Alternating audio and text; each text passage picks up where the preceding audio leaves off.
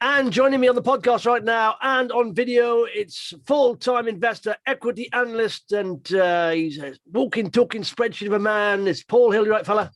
Yeah, morning, Justin. Yeah, welcome back from your holes in Mallorca. Yeah, do you know what? I've been to Mallorca, I think, for over 20, maybe 30 years. My parents, I think, or when I was a kid. And we went, obviously, the last time I went to Mallorca, actually, was after my A-levels, went to Magaluf. That was the place to go then. And so my view of Mallorca is tainted by Magaluf, but there's so many nice parts. We went to the quiet parts towards Calador, and it's gorgeous. Some of the hotel we had at a private sort of beach, and there's always little coves of beaches around. We hired a boat, we were on them. I nearly sunk the boat. My 8-year-old kid was terrified. But but I'm surprised how beautiful it is. And part of me thinks, I want to buy a place there. I want to go there often because the flight is 1 hour 50. It's like, yeah, and the weather's fantastic, you know. So, yeah, well, I prefer a bit of rain, and I can go mackerel fishing down Devon rather than sardines fishing in Mallorca. But I guess you're sort of like the nice weather when you can guarantee it is perfect, particularly for the kids. Now, yeah. Do you know what I was just say one thing to you actually. Before I went away, the small cap market taking a shellacking really had a hammering. And I said recently my portfolio has gone down by more than the value of my house in the last month or so. It's starting to rally in the last few days. I was on holidays, but what's your thoughts macro level here? Because we have bounced a bit in the small caps, micro caps, but it's still a bit sort of turbulent. Well, that's a great question, because certainly what's massively changed, in my view, from sort of more sentiment purpose, but also just from scientific purposes, is that the UK has been used as a sort of blueprint of the reopening, because it's got high vaccination and it's done a sort of like thrown everything in. It's sort of big bang reopening approach, let everybody go. Most other countries are looking to us to see how they can then also, once they hit the sort of similar sort of vaccination rates, how they are also going. And when we chatted 3 weeks ago, we were both a bit cautious on how the daily infection rate was going. It was roughly around about 50,000 per day then, and the scientists were saying it's going to go from 50,000 to 100,000, and potentially by the sort of mid to the end of August, hit possibly 200,000. And what would that mean in terms of hospitalizations and fatalities with the NHS? Actually, and that's the big difference, it's come down. And what's great is that's absolutely, helped investor sentiment around the world, that we've got a control, we're starting to control. And part of that reason is the efficacy of the vaccines, and it's broken that link. But also, what's quite interesting is human behaviour before and after reopening, or this third time, hasn't changed much in terms of number and frequency of contacts. It was actually a really interesting chart, and everybody can have a look at it. It's on the BBC. It came on this morning, I think, and it just showed you that after that 19th of July in England, the number of sort of contacts between various people, families, indoors and stuff hasn't changed. So what's happening is that people, after being locked down for 18 months, 15 months or so, have actually started changing their behaviour. And if that's the case, then essentially the R factor, even though we've got a super, nasty variant Delta around the world, if that's the case, then it brings that R down, and your current levels of vaccination rate give you that herd immunity. And what's also absolutely really improving sentiment is that governments are nailing people who don't get double jabbed up. And they're saying, we're going to take some of your civil liberties away. If you're not double jabbed, when you go away on holiday, you're going to have to self-isolate or quarantine for 10 days. If you don't, then you can basically just take a PCR test. Likewise, we go into nightclubs and partying, and even abroad, potentially dining inside. So what's happening is that when you asked about that, what sentiment changes, well, investors are starting to realise that actually the UK reopening is working, and basically can be used around the world. So that's a really big, important point for investors, because it will drive people's investment strategy for the next 6 months or so. Yeah, but I have, you like this, but I got a spreadsheet. I download the stats sometimes on COVID every now and again. And I do love it. You're right. Yeah. Keep it up. And I was looking at, I compared, sort of cases with people going into hospital. And I said, if you look at the last time we had 50,000 infections, there was roughly 10% of people going to hospital. Now it's around 1%. Yes. And that's a huge difference. And in fact, oddly, now the cases have come down to about 30,000, 25,000.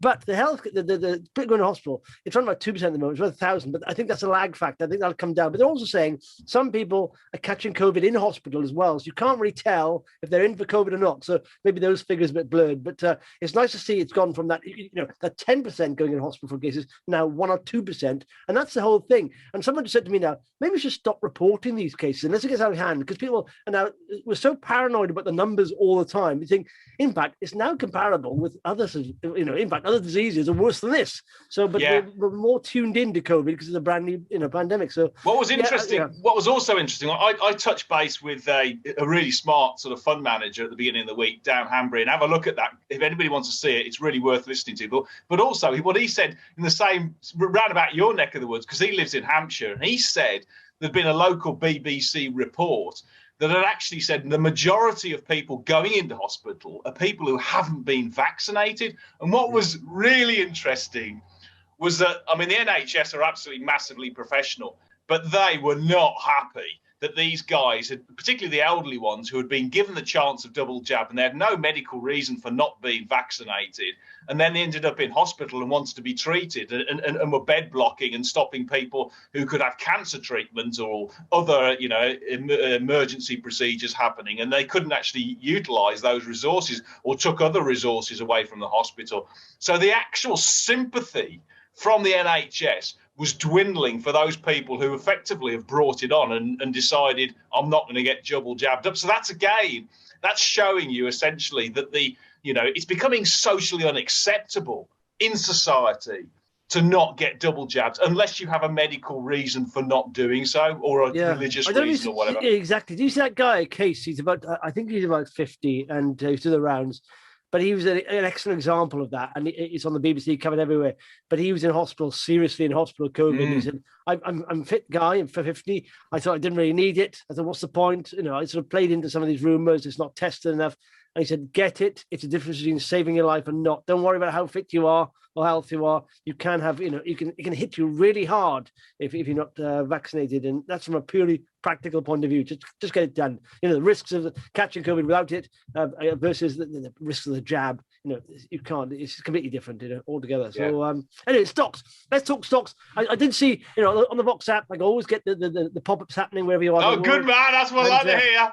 So I see you popping up with a couple of different things. Who have you been chatting to there? What's about? Yeah, I mean, basically, there's two really interesting new stocks that investors should have a good look at, and they're sort of two ends of the spectrum. One's a sort of an early doors starter sort of stuff, and the other one is a sort of like a more of a rapid growth, larger business. But let's start off with sort of Saietta. And now you're basically an expert on all things EV, and these guys have developed revolutionary technology. It's called axial flux technology for electric motors that drive electric vehicles or EVs. Now, what's brilliant about this is that they're based in Oxford. It's UK sort of developed science. It's in a hotbed of cluster down there in terms of this expertise. And their electric motors, what's their real USPs? Well, they're extremely low cost compared to their competitors. They're more efficient, and importantly, they're higher performance. So you get something for less money, better actual drives, etc. But performance wise, and is more efficient in terms of battery life for electric vehicles. So it's an absolute no-brainer. The world is changing to these type of things. Now, I don't know if you remember from your sort of physics days, because I do. Do you remember your physics teachers talked to you about sort of like making an electric motor in your lab, and they did the force field current type of stuff? Yeah. Well, when you do a force field current, that right-hand rule, or it's a left-hand rule, I can't remember. Right. Yeah, right. Basically, the field there was spread over a larger, it's called an axial motor. It's radial motor, and was actually spread over a large area. And what actually did it created more heat in these in parts of that motor, because it effectively the energy of the magnetic field got concentrated in those areas that really were degrading the performance of it. With their technology, which is an axial, instead of running the magnetic field 90 degrees. They run it along the axis. It means it's super high density field. You don't get this heat, and therefore more of the actual field goes into actually driving a wheel or a motor, and so that's why it's much more efficient. The higher performance comes because of the density of the actual magnetic field. It gives us a much better torque, and torque, as people know, is basically a rotational force because you've super concentrated it. And their absolute beauty is that they've designed all this to be significantly cheaper than any other developer of this new leading technology, which is, axial flux electric motors. Now, the market that they're attacking initially, which is really interesting, is the 2- and 3-wheeler out in Asia, because of the performance benefit that these things can, when you put it into an electric scooter, for instance, it's a stop-start in sort of high traffic, etc., and therefore needs higher performance and torque where you're sort of going through that, and then to sell it in. And I've seen figures that they're going to target a price for this motor of roughly around about $300, and give you an indication. Yeah, if you basically, the other sort of axial manufacturers can be thousands of dollars in this. A traditional motor with all the ancillary parts, again, can be hundreds, if not thousands of dollars per, sort of unit, etc. And just give you an indication also of the, the efficiency. Efficiency of a sort of like a normal radial motor is roughly sort of like 10-15% less, but of an internal combustion engine is about 50% less. It's only, it's massively more, efficient and obviously carbon free. So these things are going initially targeted to the Asian 2- or 3-wheeler scooter, but also applicable for outdoor motors in electric in boats, because more legislation's going into sort of waterways and stuff, and likewise can go into, because it's such a fantastic performing product with a high field density, it can go into supercars as well. And when I was interviewing, he's a really charismatic leader, Vic Kiss, the CEO of Saietta, and the ticker is SED. He was telling me that these things, if he goes into a high performance car, then he can absolutely run rings around the highest, the best Bugatti. So these things are absolutely superb. Now, where they are, they've just IPO'd. They've raised £37.5 million, and I think it was 120p. They're going to spend the money doing a pilot site and testing, etc. But their model essentially is capital light, because once they've done that and created sort of pilot products, they then can actually license the technology out. And they're speaking already to the massive big motorbike manufacturers out in India, which is and China, where it's hot, and the market is absolutely massive. And when you actually run the numbers, their market cap is roughly around about £100 million, slightly more at the moment. But if you look at, they get a 5% market share of this in, say, by 10 years' time, given the growth of all things electric, particularly e-scooters and stuff like that, I could see the shares go from 130 to over £10. It just doing the simple maths by 10 years, and that would be only taking a 5% market share. So this has got a huge, enormous runway. And if people are interested in it, I would absolutely say have a look at the video that I did with No, I like it. I watched some of that video there, and what I liked about it is that when he was developing this, and they were going along, and they were looking at what the competition was, and he said, "Oh, hang on, we've got something here." And he said, Yes. "Close the curtain." So close the curtain. Keep it quiet. And, Yes. I quite like that. But the other thing I'd say is, things like this, I don't know how big is the competition? Do we know yet? I mean, are they? Because as yet, That's a brilliant leaders. That's a brilliant question. Okay, because existing axial, radial electric motors, they're the sort of the big players, but they're nowhere near as good as these axial ones. Yeah. So if you just look at the sort of the axial electric motor market, it's very few and far between who can do this. And what you've just had is that the big, Daimler Mercedes have just bought out one of their closest rivals called Yasa. They did that about 10 days ago. It wasn't disclosed how much they paid, but you can guarantee it was a lot of money. And Daimler have said, they're planning to make all new models all electric by 2025, and therefore they need this technology. And why is that important for people like, Saietta? Well,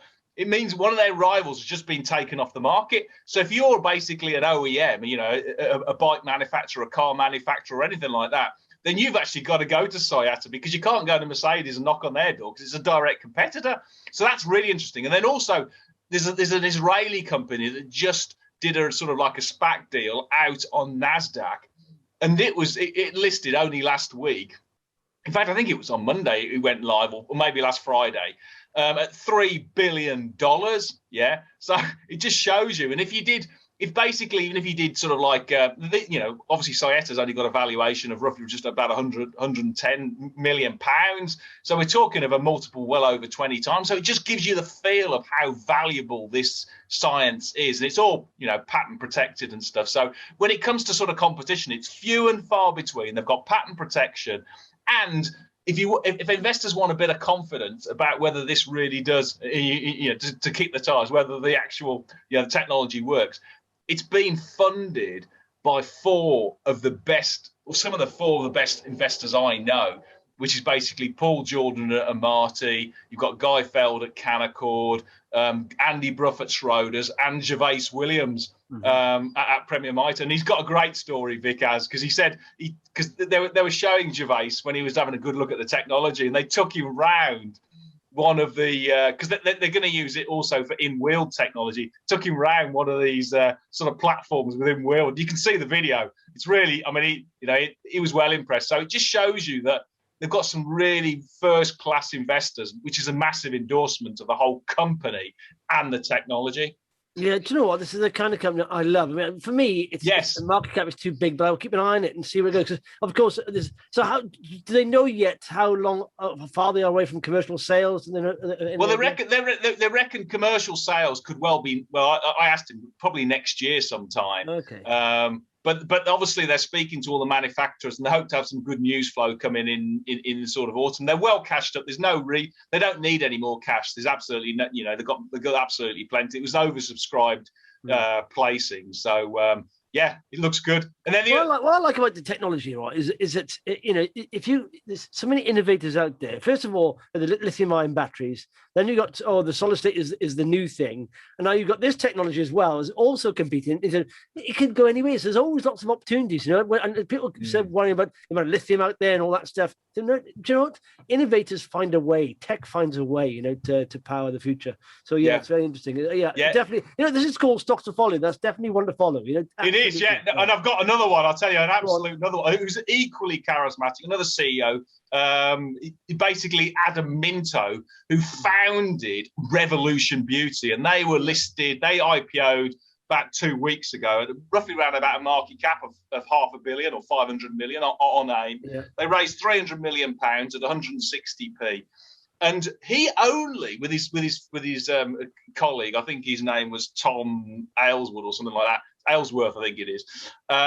They founded this business back in 2014, and from a standing start, 0 sales, for the year ending, or 14 months ending February 21, they hit 157 million pounds of sales, which is just an absolute phenomenal.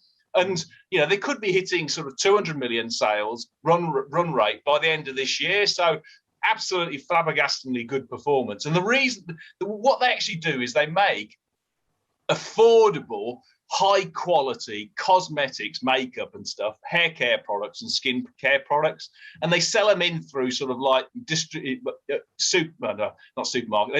retailers like Boots and Superdrug and Ultra Beauty out in the States, but also increasingly online as well, one through their own sort of direct to consumer travel, revolutionbeauty.com, but also through people like Boohoo and ASOS and all those others. And I think they're also talking to Amazon, etc. And this has been just phenomenal growth. And I asked him how big this could actually get to, because what happens is that they sell affordable cosmetics and all this sort of stuff, which is equivalent to the big brands like Revlon and Estee Lauder and L'Oreal. But their other sort of like real USP is that they can actually bring new products to market in about sort of 16 weeks, sort of like, 4 months. And I remember working for Unilever, and it used to take us like 12 months. And the reason why that was because we did sort of like extensive consumer testing. We did sort of like, marketing scheme. We had to get the marketing agency involved. We have to get all the production involved.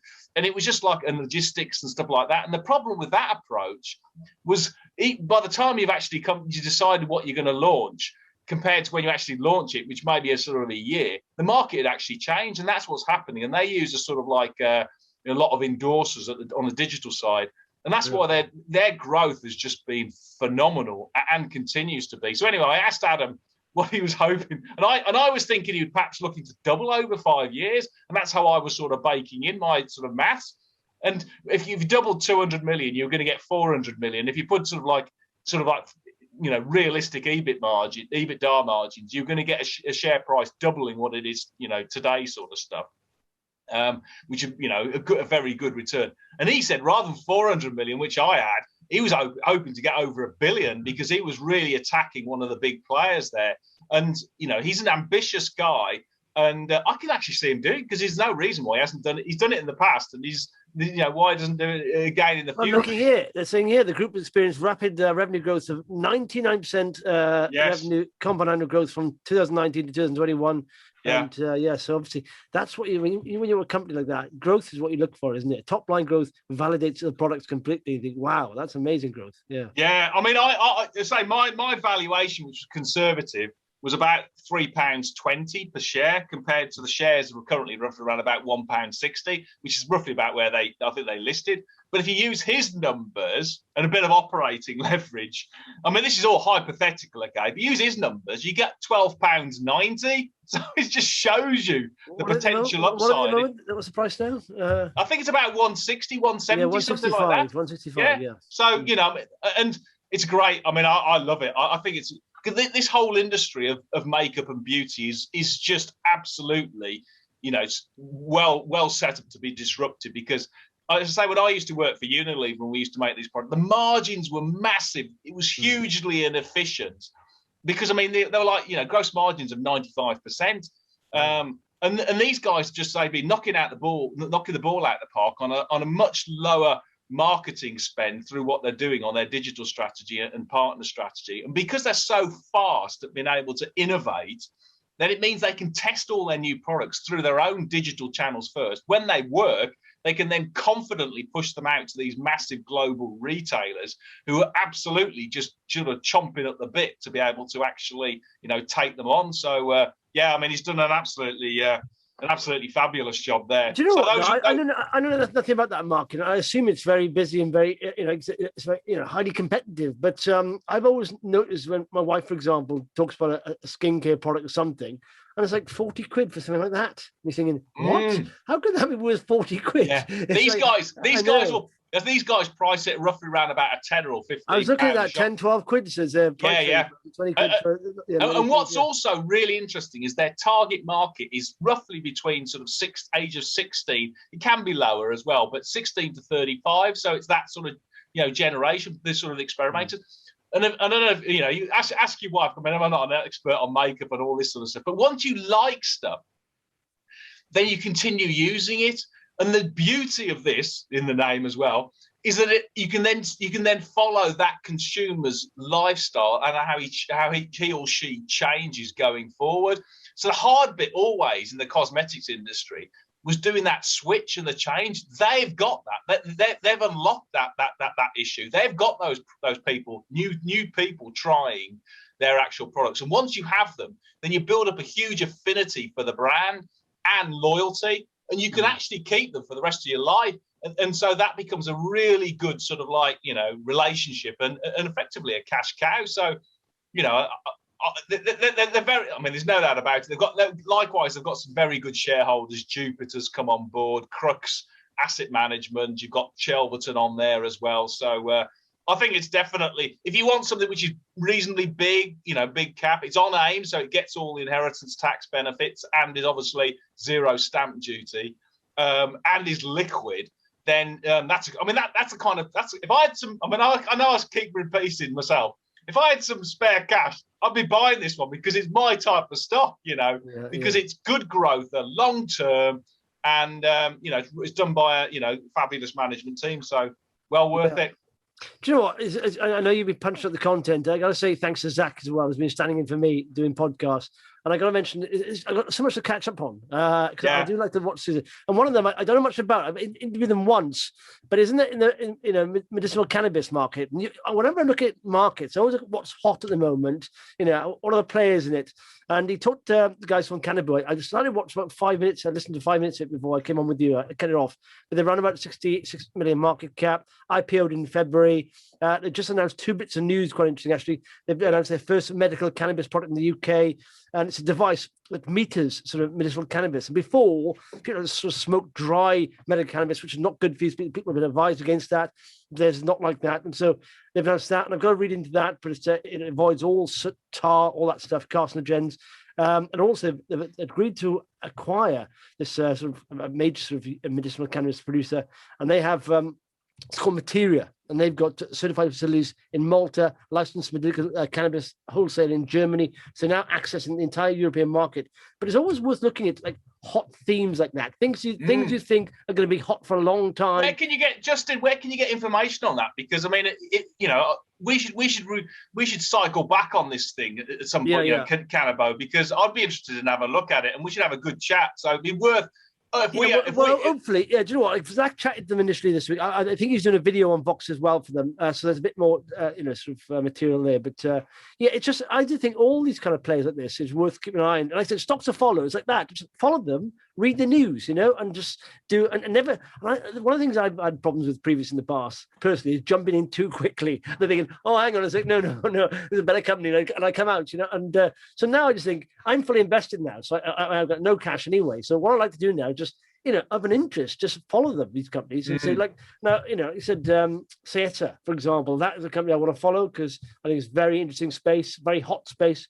Will it win out? I don't know. It seems very good. It seems promising. Same with Kanabo, they're in these very hot sectors. Now, will they become market leaders? They could do. And if they do become market leaders, they become massive. So they're just companies worth following. But Zach's done an interview with them this week, and a video is going out, I think, next week. So worth following, I think. Just I would say if the legislation changes in Europe in terms of cannabis, it maybe even just sort of recreation, not just on the medical side. Changes in the similar ilk as they happen in the States, in Europe, then they'll clearly do really well. So like I say, there's lots going on. There's quite a few people coming to the market in the medicinal cannabis play, but it's picking that one that's going to be the market leader that are making moves. And already the 2 bits of big news in the last week, this company. And I'm thinking, okay, what's that? And it seems significant news, an acquisition and launching in the UK. Another one you keep giving me grief on, which is the large cap. We'll just race through, is Lloyds. Now, I know because you've got Trufin, haven't you, as well? But I'll take the thing. I noticed they did an acquisition of a digital company. It's more investing side, saving and investing. Embark. 390 million quid. Which is good. I mean, I would put directionally wise or strategically wise, that makes absolutely perfect sense because they're diversifying away from their core sort of like, securitized mortgage lending and this sort of stuff. And also, most of their big driver had been on net interest margin, and therefore to try and pick up fees through sort of asset management through Embark or through selling pensions or through Scottish widows and this sort of stuff, putting that as a bigger portion of the actual balance of the portfolio makes perfect sense. But the big picture is, to me, is that the investment thesis is absolutely continuing to play out. You've got, basically they're releasing credit or releasing provisions they made for COVID. That helped profit massively. It's boosted net tangible book value to roughly around about 55p. They're going to pay a dividend. They've got surplus capital of £6 billion now. That's a real problem, isn't it? Even after that acquisition of Embark, which is roughly about 8p a share. So that's come back and buybacks or organic investment into other sort of to basically other asset managers, or alternatively could go in as a special dividend. So there's absolutely nothing to worry about with Lloyds, in my view. And it's a big business. It's well cashed up. The economy is working in its favour. And what's also happening now is that because the economy is reopening, consumers are spending more on their credit card, and that's obviously will increase net interest margins. And also companies are paying back their loans they got from the government, their subsidies, and what they're doing is they're actually now having loans from banks. So, like Lloyds and stuff. So their lending is actually starting just to creep up, having gone through a tough patch because the government did all the lending to individuals, didn't allow them to spend, and likewise with corporates. So Lloyds looks good, and I know. Do you want to give us an update on Trufin, because they've obviously been trialing their product, haven't they? Well, yes, Targo. It's basically invoice financing and all this stuff. But they did a 6 months trial with Lloyds. That's been extended. Now, I said a couple of people, owners of Trufin, so this extension is a negative thing. And I thought, well, it's not. I mean, big companies like Lloyds take a long time. And if you look at if you just actually, what I did yesterday or today actually was I looked at Lloyds as part 1 because there's so many releases.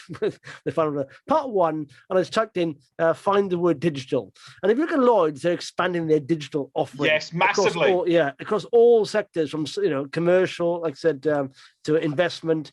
And this is just one of many things probably going on. But they said last release from Trufin about Targo, the invoice financing thing, was that they said both parties are keen to work closely, which Targo will develop further integrations with the bank's infrastructure and drive additional reach through Lloyds' regional sales network.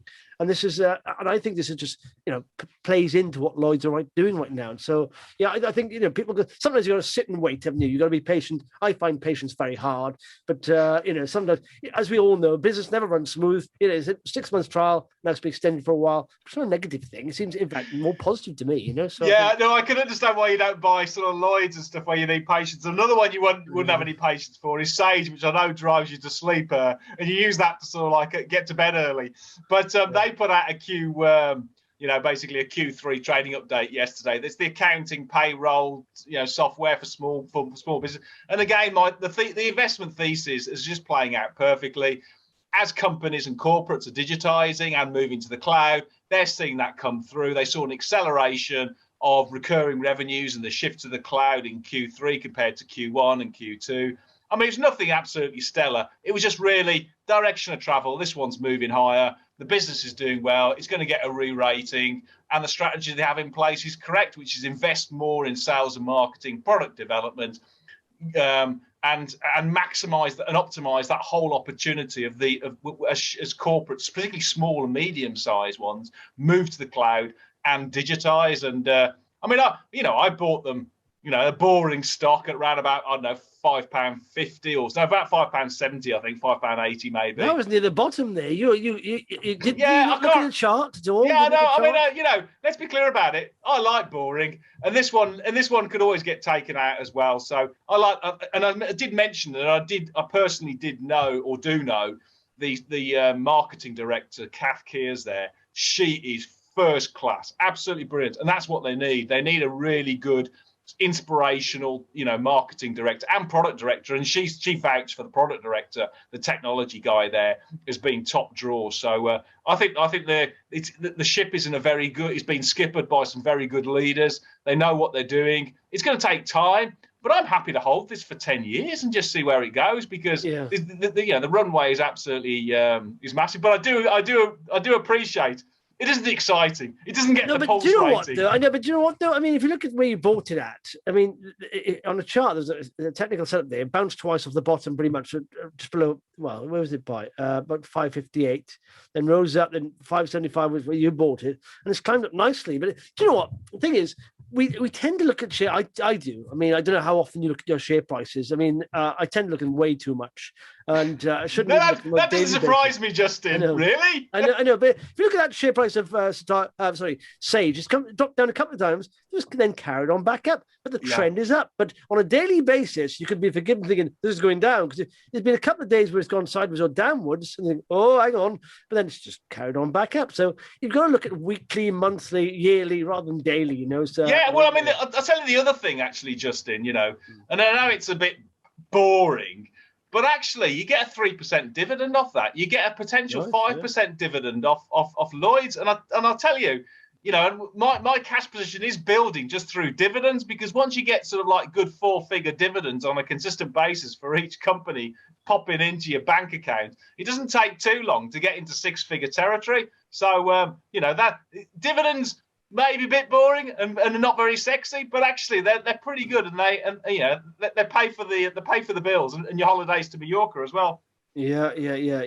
Talk about, I just said, in business never runs smooth. And one of my holdings I've got, Biome, had an update this week, and thankfully it was a more positive one, because the last one they put out was a profit warning because a second end customer in the US for their bioplastics coffee pod sort of stuff had problems, engineering problems, logistical problems, and Paul did say in the podcast with me, Paul Mines, another good Paul.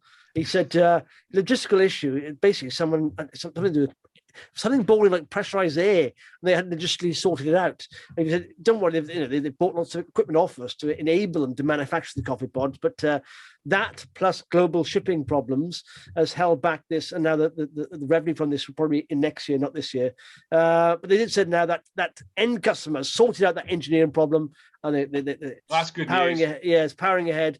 And not only that, it's the global shipping problems also still an issue, but now we understand. Before, of course, we didn't realize the delay times, but now we're working around this because we understand the delay times. How big's the addressable market in that? I mean, I'm just guessing.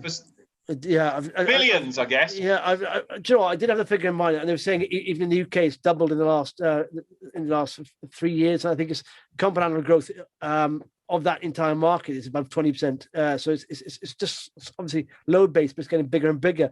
But even in the other side of the business, Eleco, which is like it's a hard business to understand. And I think in the end, that's RF stuff, isn't it? Yeah, RF technology. Yeah, but even that collapsed during COVID because there's supply in these sort of 5G markets, because they produce these sort of fiber optic stuff. What are the share price at the moment? Share prices now is 385. They're about 14 million market cap, which is, 2 times sales, something like that. But okay. But even RF. Gotcha, that's good. Justin, you are getting your valuation metrics. Hey, well done, matey. I learned from you. So, no, but the thing is, and good also, man. If you base that though, if you look at that, even with this hit they're taking this year, they still reckon they're getting 18% top line growth, 43% next year, and they're reckoning 40% the year after as well, as long as everything runs smoothly. But this is not including Eleco, which collapsed.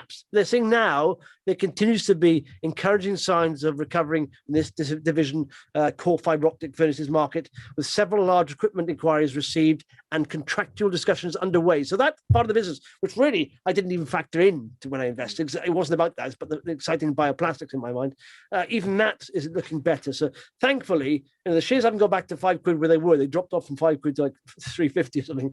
But it's nice to see that update. But I think it's a very hot sector, this, because these coffee pod manufacturers, they can't just chuck non-biodegradable coffee pods into the landfill. They come under lots of pressure. It's a high margin business, these coffee pods, but they've got other applications going on. They've got about 6 or 7 customers now that are very close to signing. But like I said, it hasn't helped with COVID and global shipping. But I think this is one to watch. And this is a type of company previously I'd held for a while, talked about it for 6 months, got bored and sold. I'm not going to do it with this. I'm going to see it through to the end, because they've said several times at inflection point on this. They've taken years of R&D to get where they are. And now, previously, we'd have to do a bespoke sort of order for one company or client. Now they've done that. They've done proof of concept. They just show this to other customers or clients to say, here we are, we can just adjust little bits for you. But essentially, a lot of cost has gone into this already now. Now it's time to start generating revenue. So I quite like that, So I'm sticking with it, and I like it. I think that's a positive update, but very conservative. And so they did say there's still global shipping issues. And I saw it didn't really, the share price didn't really take off. In fact, it went about 10%, I suppose, but it did drop by about 30% last time. So and I would say also, big picture, just as a learning curve for all investors, follow what Justin's doing now when he's overlaying with obviously the fundamentals. He's putting a valuation layer in there as well. So once you put that in, it gives you effectively a framework. Just to sense check where the price is, how much it's gone into, and just gives you a direction that actually there's massive upside here. So I encourage everybody not only to stocks to watch, but also to put in a valuation layer like Justin's doing. So do you know, for a while I've said on the sort of filters I use all the time, and for a while I said when you're starting off, if you're looking at a small cap company that's growing, try and get it within 2 times sales, something like that, 2 or 3 times sales. You don't want to go massive, but you need growth first of all. You need plus 20% growth, and within 3 sales. And if it's in a hot market, and they don't need cash, and they're heading towards profitability, you won't find them very often. They don't come along very often, And sometimes when we had that big sell-off recently, you can get them. You can pick them up, because a generic market sell-off. There's always opportunities. Buffett always says he just sits around and waits. Waits for the big sell-off, then he'll pick up some stuff. And that's why. And he's nearly 90, and he's happy to play the long game. Absolutely, yeah. I know. So, anything else you want to chat about? I'll race through a couple. There's basically three large medical big caps that reported this week: AstraZeneca, Merck, and Gilead. They're all had the same sort of thing in terms of. They're growing, which is fantastic, but a lot of their business depends on elective procedures and oncology treatments and this sort of stuff. And therefore, what they've seen is that a Q2 in that type of the business, because of Delta, has absolutely just taken the world by storm, particularly in the US. That's softened off their actual growth. So they're really just they're treading water. If I was going to say, but they're all pretty much cheap. I would say AstraZeneca, currently trading at roughly around about £80, £82. I could see that over 5 years. I ran the numbers. I could see that get to £160 in 5 years' time, because their oncology franchise is absolutely fabulous. You've got Merck trading on roughly around about, I think I did the numbers, sort of like, about 13 times next year's earnings, so well below the actual, the Dow or the S&P 500 multiple, which is about 20 for next year. And then you've got Gilead, even cheaper, which is about 10 times. So, and they've got brilliant technology. They're all doing the same, investing heavily in develop R&D, in bringing new products onto market. So they're absolutely, securing their future. And, in sort of like when you, as opposed to people like, AstraZeneca, who just make toothpaste. So these guys, all three of them, are in really good places. They haven't really moved, Merck and Gilead. But if I was going to say out of any of them, Astra's just got a fantastic runway ahead of it with its oncology franchise. And I still think at £82, it's I know it doesn't sound cheap, but I actually think it is. And I'm delighted they've got all those. So I'd certainly say, investors have a look at those if you want to go for super liquid, large cap that are just going to pay good dividends. And my dividends from those have been really good for high tech. And they're obviously defensive. And another one, which is also a large cap that came out with some good news, is Grainger, another boring stock. It basically UK private rental sector. It's the UK's biggest landlord. Massive consolidation in the sector. You've had KKR in there buying businesses in the UK. You've had Blackstone equally buying people like St Modwin and stuff like that. So they could always get taken out. They're trading at a reasonable multiple, round about sort of 1 times, their endemic, their valuation, as like their asset valuation, which is houses, residential houses. And the reason why for the news is coming, they did a rent to buy complex, their first in Southampton of all places, which actually was in Southampton city centre, which actually filled out 100% occupancy in 3 months rather than what they were expecting in 11 months, as people, young professionals, return into city centres. And they'll see that obviously with all their other rentals in places like London and all over the country and stuff like that. And also what's interesting is what's held back rental is a couple of things.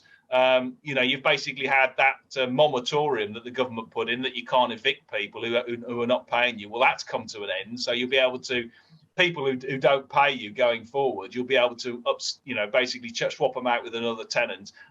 You'll be able to charge what the market is. And because house prices have roared ahead, it's always a lag of about 12 to 18 months before rentals go up at the same sort of level. And it's cheaper now to rent than it is to buy, which is crazy. And on that basis, these guys do. So it's a boring stock, plays a decent dividend, and it's just going to be, I've got a thing it's going to do well. So it's a good, safe pair of hands. So 4 large caps that I own, I'm just delighted just to sort of like, keep and stuff like that. And there was a number of other small caps as well, which is worth just running through. Certainly on the medical side, you had first of all on Verici, which basically said it just got basically just got approval for its new healthcare grade diagnostics facility. And that's about, I spoke to the CEO actually yesterday because she was in the UK, meeting people and stuff like that. And they've done that sort of 12 months ahead of schedule, which is great. Likewise, they've extended their testing to their first sort of like trial site, validation trial site into Europe, which is great because it gives them greater, for their studies. And they're all on track for having final results of their validation study for next year. And again, there's a massive runway ahead for Verici, which does, immunodiagnostics for kidney transplant patients, which is again an area that's been hit because of the pandemic, because they've had to sort of like stop those procedures. But it's just storing up a huge legacy of extra sort of work to do by healthcare bodies around the world, particularly in the States, was where their first launch market. But they're getting interest, around the world. So, they're in a good place. You've got Belluscura, basically portable oxygen concentrators. They've signed their fourth distributor, which is like, they're filling out the States really quickly. And likewise, they've now started manufacturing. So again, they're absolutely on track to commercialize their leading and patented portable oxygen concentrators. And I could see that doing really well next year. I think they IPO'd at around about 45p. I can't remember what the shares are now. Last time I looked at about 60p. But I remember doing the slide rule on it. And if they had a 5% market share, you could easily get over £1. 69 pence. Yeah, well, you could easily get over £1.80, even if they only got 5% of the market, which I think they'll get more than that. So and it isn't as though there's any technology risk there, because they've actually got it patent protected. The designs are in there, and the manufacturing. So the technology risk is off the table. It's just commercialization, now. And they've got a great CEO, Bob Rauker, and the CFO, Tony Dyer. So I think that one's doing really well, and that it's worth watching on the small cap. Do you know one thing I should say? I shouldn't go without mentioning it, actually. But I don't know if you saw this day. BBC News out saying the number of empty shops in Britain has continued to rise, and they're saying shopping centres have been hardest hit, with nearly 1 in 5 units empty. And then that was followed recently. You know what's coming, but they were saying this guy basically. The new thing that's happening in the shopping centres now is experience, not shops. And they're saying there's go-karting, bowling alleys, and this guy here, where is he? Michael Hudson, co-founder of Gravity, which opens in the thing. So the future of the high street, it's about experience, and so it's just very. And I got a feeling, like Escapement's been quiet for a while, and they're already at 19 sites. Their target was 20 by next summer. I think they've been quiet for a while, and I think because they've often said we're now being able to acquire sites we couldn't afford previously. We've got landlords come to us and ask us. And I think there's multiple opportunities here to be grown. And I hope they came out with an RNS saying they've got quite a couple of sites or 3 or 4 sites, because I think it could happen, because commercial analysts, this is what's happening. These big shopping centres are going to become sort of experience centres. Oh yeah, well, absolutely, and also it's going to help that whole ecosystem. I mean, people like CakeBox, for instance. I mean, they're absolutely, people are chomping up the bit for their experience stores to go into new shopping centres and stuff like that, and they're getting sort of like really, really good rent deals, so which is fabulous. Likewise, that whole sort of like industry to redevelop those spare retail space is going to be massive, and therefore that's going to help people like Michelmersh, the brick manufacturers, because they do premium bricks, which is what they want for aesthetics. So they're going to go into turn into commercial property or into residential property. It's also going to help. It's going to free up more land for redevelopers and stuff like that. So the whole system. You talked about things like Galliford Try. It's also going to help.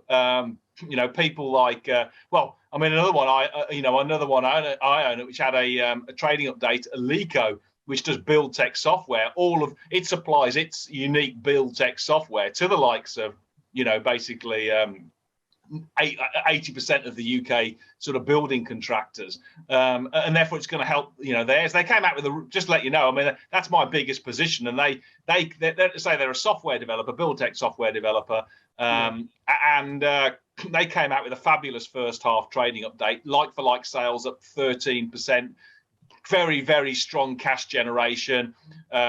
Profits were up again, up to about sort of £2.6 million, so that was terrific.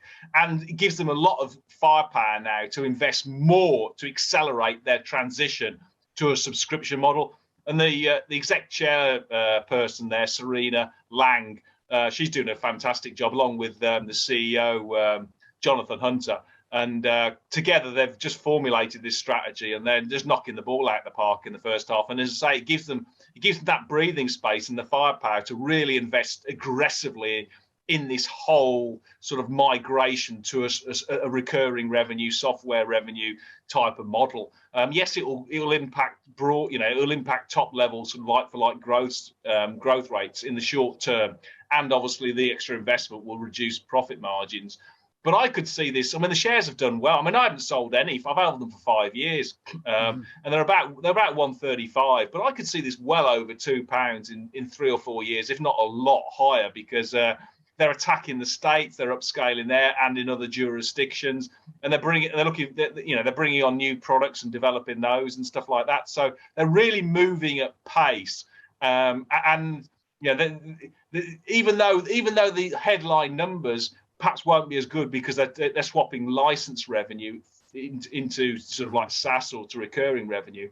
Even so, strategically wise, it's absolutely the right position. And when you talked about converting all of the spare retail space, then it's going to play to these guys because their customers need that type of software to be able to do it and to project manage it, and obviously all the infrastructure just going in, things like HS2 and all that kind of stuff. So yeah, they're absolutely in a really good position. Is that the longest stock you've held?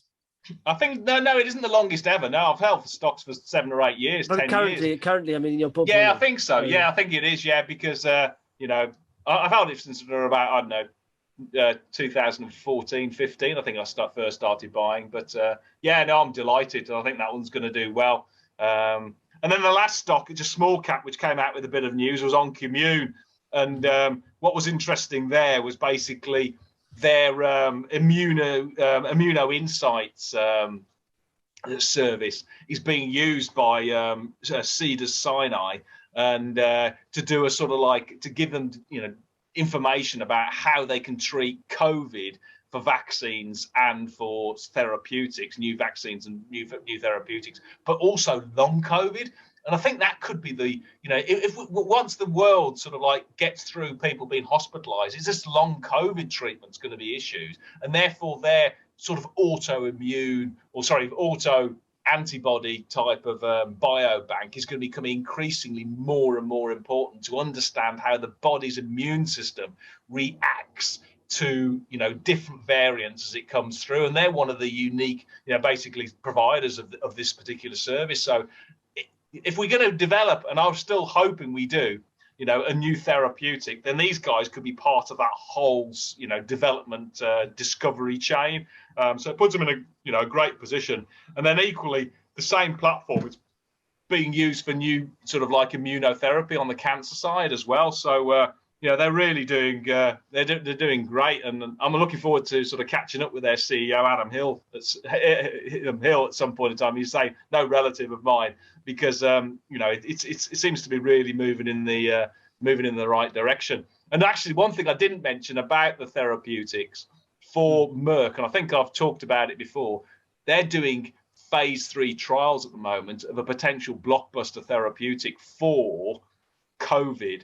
And the results coming out, I think it's in Q3. So keep your eyes peeled, because that could actually change the dial. And this one is I think Merck's worth $200 billion, but this could move the dial big time. If the world finds a really good therapeutic, then frankly we're just that's going to be great. That's the last sort of piece of the jigsaw, and I think they're currently the sort of the best placed operator to be able to do that, or drug company.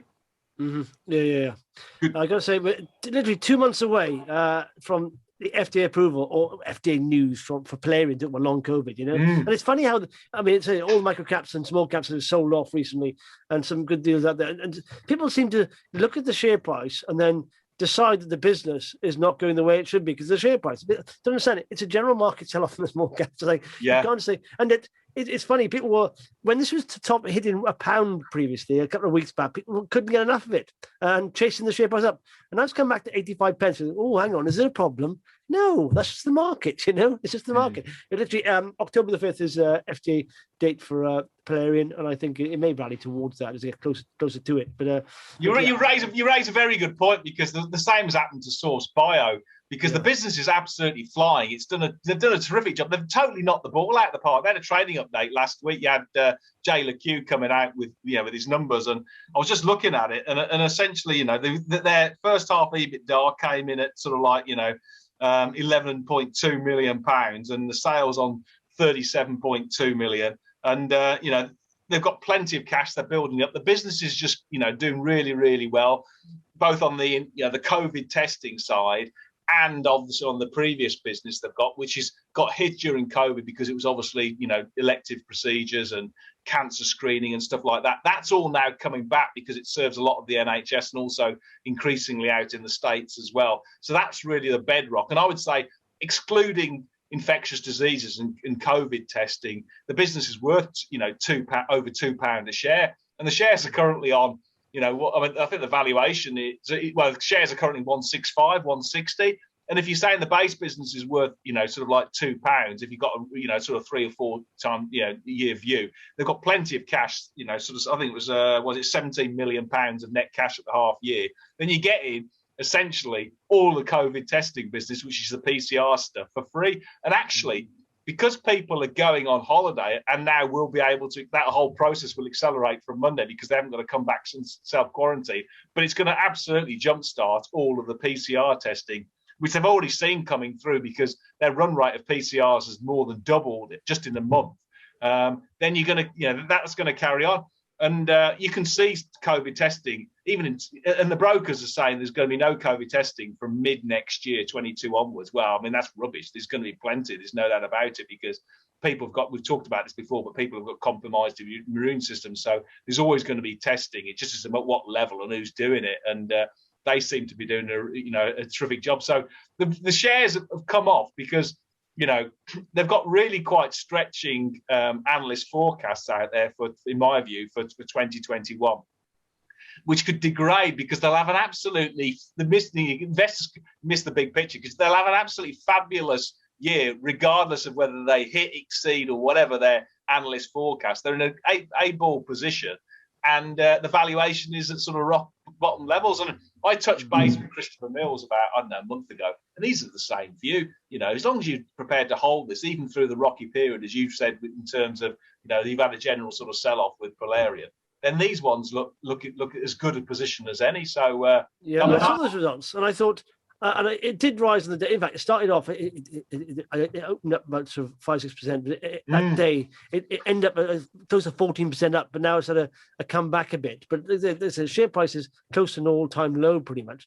And I thought, people are confusing those with full year results. Maybe people are thinking that's full year, and even that would have been that bad anyway. So, but that was very good for half year results. And I thought, absolutely, I didn't understand that. But and I think. Yeah, and then just coming back full circle, going forward in terms of sort of like, directing your investment strategy. If in the UK at the moment, well, we've got currently, 71% of adults have been double jabbed and 88% of them have been single jabbed, okay? If we're saying now that is the herd immunity, then actually the US and the EU are not now that far behind us. The EU has got comparable 57% double jabbed, and I think the US is roughly on about sort of like, I think they're on 69%, so they're even closer to us than before. What we're saying, and that's the reason why they can open up these borders, to people who've been double jabbed, because but they haven't got to self isolate, because our main trading partners are also catching up. So big picture wise, we as investors can take comfort that going forward, yes, it might be rocky in terms of get suddenly a new variant like the Lambda from Peru or something like that coming through, but we've got the tools to be able to get us through in terms of, existing vaccines that work really well. We've got the booster shots coming in autumn. Plus, we've now got an inherent level of really good, herd immunity. And on top of that, which has come through from the UK side, people have actually changed their behaviour of not, even though they're allowed to, they're not, fully immersed in everything. And on that basis, then the economy is going to carry on ripping. And if you're, then if you think that's the case, which is what I do, then you'll see a continued push on inflation, because as you saw yesterday, the US GDP print came out less than expected. And the reason for that was because of bottlenecks today, because it was bottlenecks in the supply chain. And if you think about that, that means that if you've got higher demand because people want to go out and spend and corporates want to go out and spend, they've got plenty in their pocket, and you haven't got enough supply, it's going to push prices up. So that means that inflation expectations are probably going higher. The central bankers have said, we don't mind, we don't care, so we're going to carry on stimulating the economy. You're going to continue getting demand. You've got the bottlenecks to work out. You're going to get higher inflation. And what that means is that those long duration assets, the likes of Tesla, Amazon, and these, or Snowflake, and all these other ones, who basically haven't got any earnings for 25 years, etc., then they're going to sell off again as they did at the start of the year. So all I would say is that you've had this big rotation back into growth, and because obviously 10-year Treasury yields have come down to now 1.25% from 1.7 they were, I think, back in March. People thinking actually, the Fed's got this one, in order. The Fed's got the inflation card in order. Well, frankly, it ain't going to happen.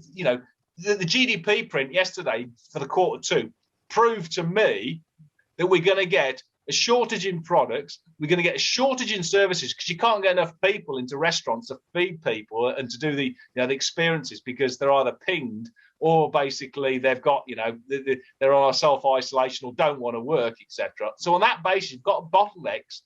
Then at least in the next 6 to 12 months, you're going to get inflation shooting up.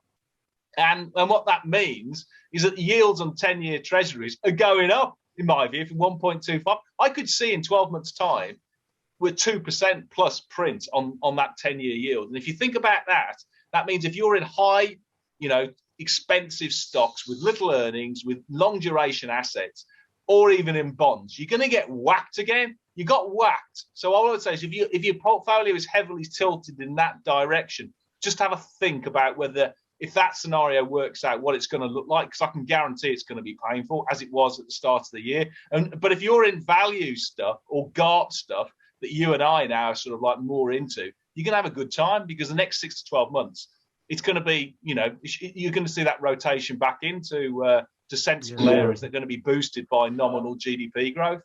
But one thing I would say, right, actually, looking at that, is that just generally, if you look at the most best performing stocks of all time, pretty much, and the people who have held on to those, they paid very little attention to anything like debt, interest rates, anything over time, just held on. So so partly you say, if you're going to keep rotating in and out, you may miss certain things, because we all know it's hard to predict what's going to happen in the future. Economists all the time, misjudge it in any way. And in fact, even modeling COVID, we've seen the modelers talk about 200,000 people going to the hospital and cases, and it hasn't hit that. So it's very hard to do that. Sometimes all I would say focus on focus on a good company at a good value, yes. And don't jump in and out because you worry about the macro too much. No, I agree. You don't want to do that. You don't want to throw yourself out basically because of just macro worries. I totally get it. However, is if you're buying somebody like Tesla at these levels, or Snowflake, the price that you're paying is already baking in 10, 15, 20 years of that company absolutely knocking the ball out the park consistently every time.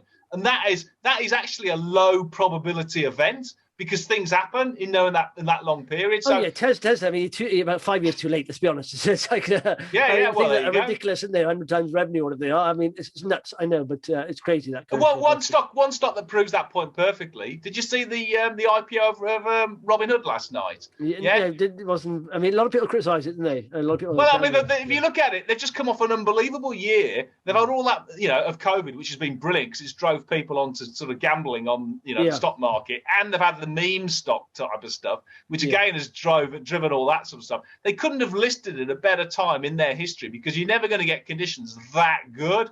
and their comparatives next year. And it's a competitive industry, this thing is as well. So all I would say is they're not a disruptor. They've just got a very good brand, and I could see that one turn. If you get a sell-off in these meme stocks or in the high growth stocks, is what I expect.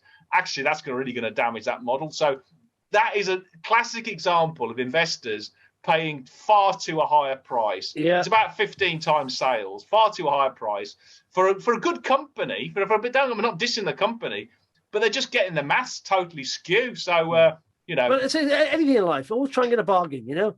Always try, isn't it really? Okay, you want to buy. I mean, let's be clear about this.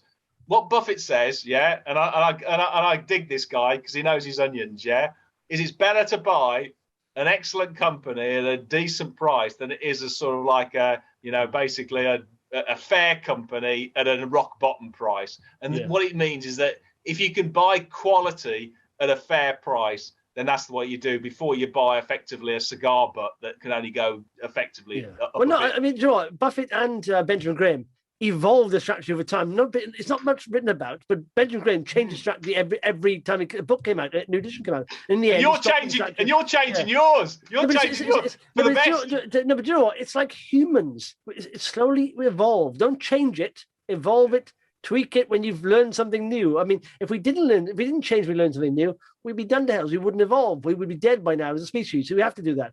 But you know, this is stocks to follow. Pick the bones out of that. There's plenty of stocks there worth following. Just put them all on your watch list and just read the news. Don't make too harsh. This is what I think. And this is my prediction. I think Q3 bumpy-ish and sideways. I think Q4 will be massive. Yes, bullish to the upside. I think. Yes, and finally, press the follow button on the website, on the Vox website, because you can get all the information on those companies and, importantly, Justin's commentary and his valuation right there into more importantly, Paul's commentary and Paul's valuation. That's more important.